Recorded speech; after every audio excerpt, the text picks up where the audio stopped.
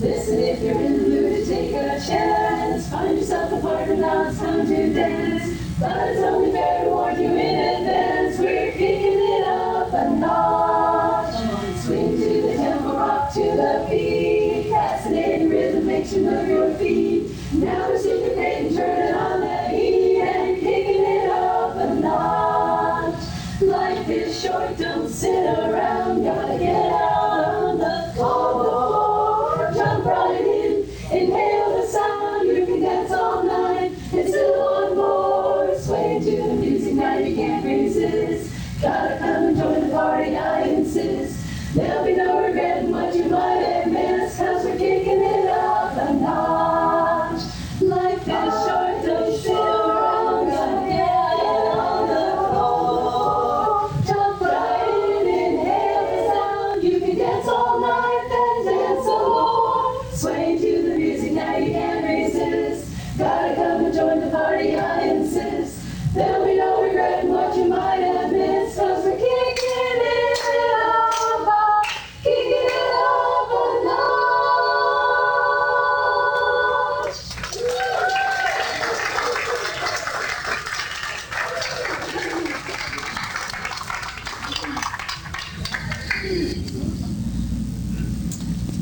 Well, good afternoon. Now, folks, this is an interactive show. Let's do it again. Good afternoon. Now, you're going to have several parts, so you're going to have to pay attention. For all you people in the hallway, if you'd like to come in and join us, there's lots of seats. We'd love to have you come sit down and enjoy what we have to present for you. So, I have a little quiz for you. You can just shout it out or you can raise your hand. We're so happy to be here for this celebration to help you celebrate your new spot. And I just wanted to see what you know about your hymns. So do you have any idea what the dentist hymn is? The hymn for the dentist. Crown him with many crowns. How about the contractors? You should know about that one. I know you've had contractors working in here. Anybody? Our church's one foundation. For tailors, we don't have many tailors anymore, but for those that we do, any guesses?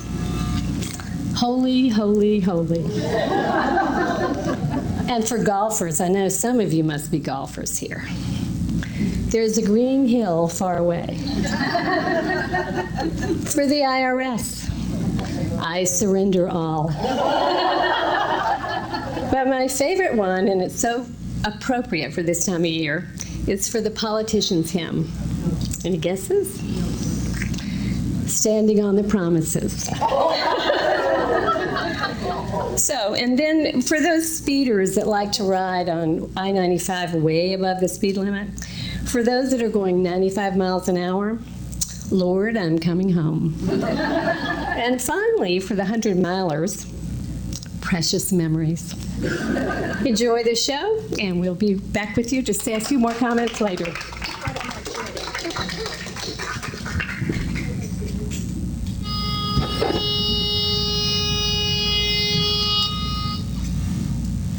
We're here together because of the weather. Our skies are clear. Up north it's snowing, the wind's always blowing. We prefer it here. Oh, we came here because of the sunshine. Now that we are having a fun time, always sun and we tan here in the sand. Tie by tie, oh, we all had a very good reason. Even with hurricane season.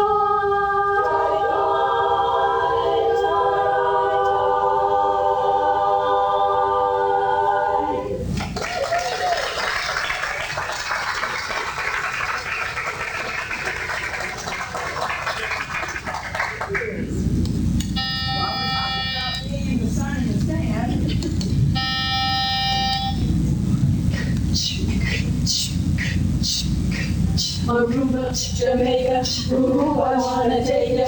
Bermuda, Bahamas, come on, pretty mama. Key Largo, Montego, baby, why don't we go? Jamaica, off the Florida Keys. There's a place called Kokomo.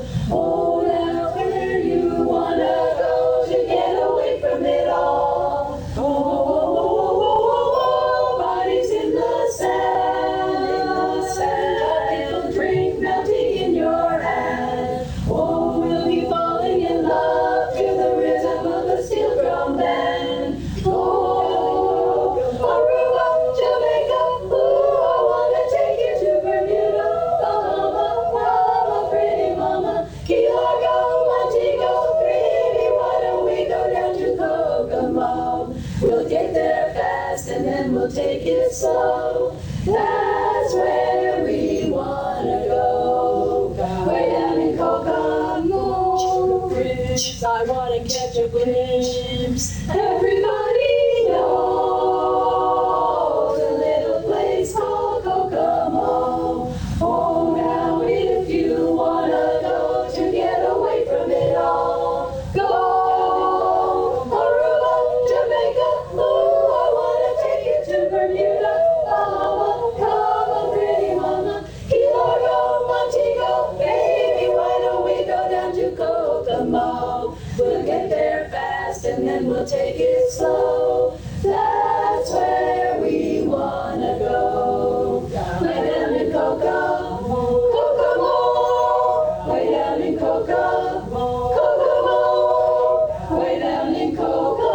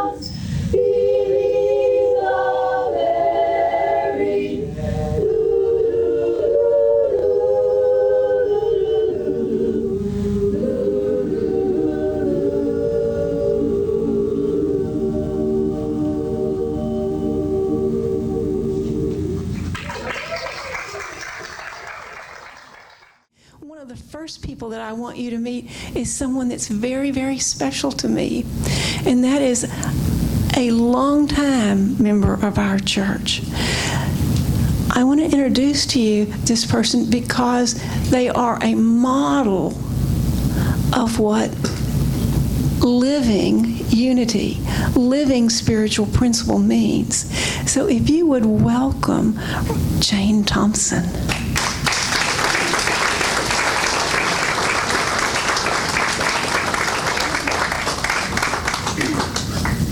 Thank you. Isn't this a glorious day? You know, when I came here and I saw all those cars outside, I thought I was at the flea market. I have a memory. It keeps coming back to me. I'm about 5 years old, and I'm sitting in the First Christian Church in West Palm Beach. And I'm dressed really pretty, sort of like these ladies, had all pink. And in those days, when you had a Sunday school dress, you had frills and ribbons. And I looked down, and I had little black patent leather shoes on. I guess I was feeling pretty good about myself. I was sitting toward the front of the church, and I became aware of what the minister was saying. He was saying, we were born in sin, and you are all sinners. And I think he was looking at me. And you know, my feet kept kicking back and forth because they wouldn't reach the floor. They were kicking back and forth. And my mind was saying, I'm not a sinner. I'm a good little girl. I'm not a sinner. I'm a good little girl. And you know, it took 25 years before I found a church that agreed with me. Then, when I grew up and got married, I had 2 little girls myself. And when one was almost 3, I thought, I've got to search around and find just the perfect Sunday school for her. So I tried a nearby church, and you know how nervous we new mothers are. So I stood outside the church, and I looked in, and I saw, too, a teacher saying, God watches every move you make. Well, I don't think teachers do that anymore, and I thought I'd better keep searching. And so I began listening to sermons, because we had radio then. Television hadn't come into its own. And I listened to sermons as often as I could to find if there was anything that really connected with the way I thought I was feeling. And then one day a woman got on, and she was in a program called The Word. And it just connected with me. It inspired me. And it made such good common sense, and I guess that's what I was looking for. And I found out later that this lady was Rosemary Grace Fillmore, the granddaughter of the founders, Charles and Myrtle Fillmore. She spoke for 12 years during the 50s and 60s, and 1,000 radio stations carried this. She didn't sermonize, and she didn't ask for money. Well, I suddenly found a church. It's called Unity of the Palm Beaches, and I attended. And on about the 3rd visit, I said to my Reverend Hal, this is too good to be true. And he looked back at me and he said, no, Jane, it's too good not to be true.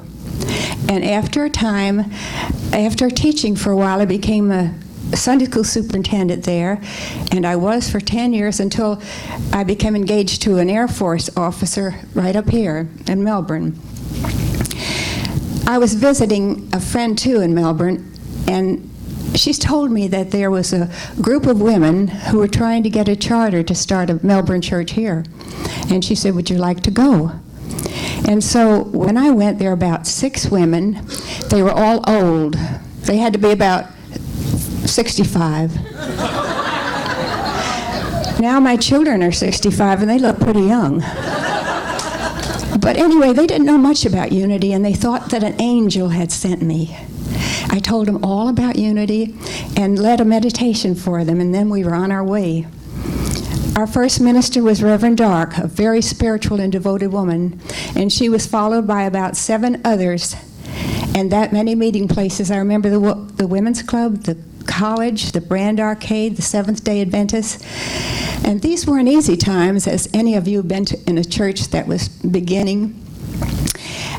There were 6 months we didn't have a minister, and a blind lady, the only blind person ever to graduate from Unity Ministerial School. Her name was Gladys Morris, and she came out of retirement and really helped us a lot.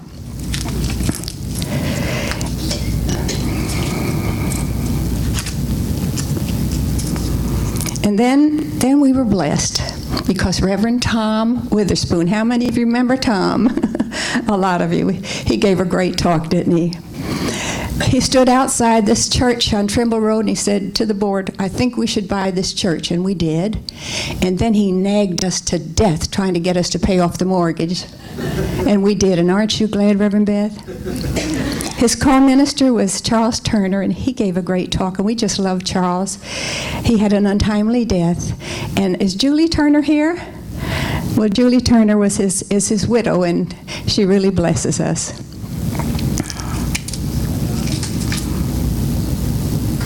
Okay.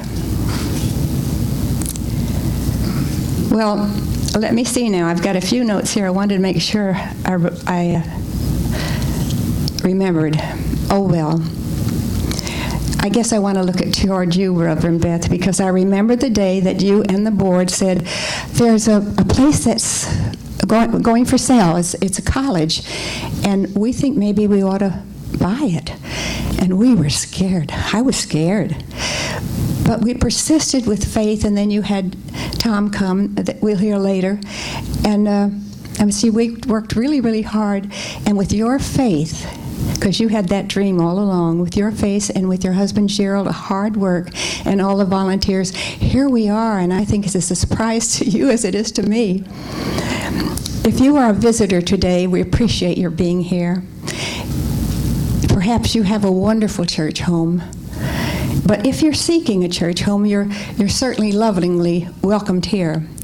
But if Unity is not for you, and it's not for everyone, it is our prayer that you find a church that meets your needs, a church that you love as much as we love this one.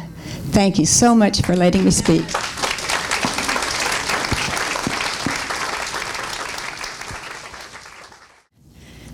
And so the next person I want to introduce to you is someone else that has been instrumental in us getting here. And so I'm going to introduce to you the Reverend Dr. Tom Melzoni. And Tom is a cheerleader, a motivator, a faith builder. I know that Unity of Melbourne has been blessed by Tom, and I suspect that there are other organizations in our community that are being blessed by Tom. Thank you. Thank you. And I'm glad the sheriff is here because I'm stoned. Literally, I'm full of kidney stones. And so I'm trying to survive. So I don't think there's any law against driving and being stoned at the same time. If there is, I'm sure you'll find one, Sheriff. So,